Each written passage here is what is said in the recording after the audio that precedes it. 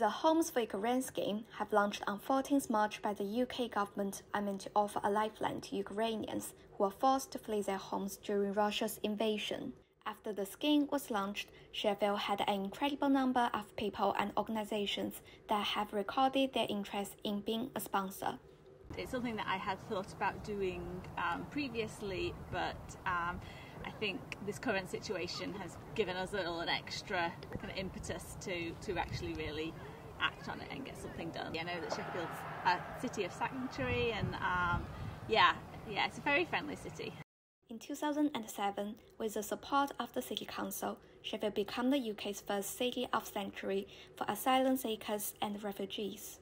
However, Sylvia expresses her concerns about implementing the scheme. She says the government could do more.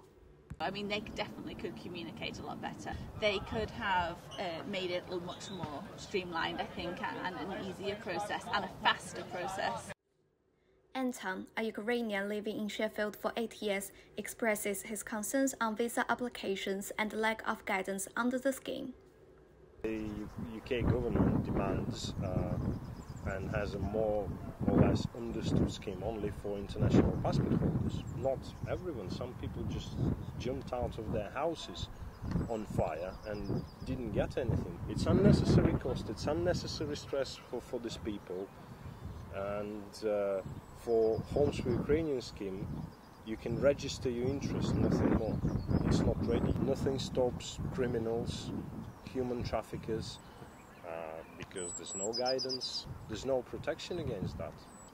Desperate people, especially desperate women with children, with husbands left back in Ukraine fighting on the front lines. So they try to find a sponsor because it's not been announced that government will do any kind of matching. One of the comments initially was, just find them on Facebook.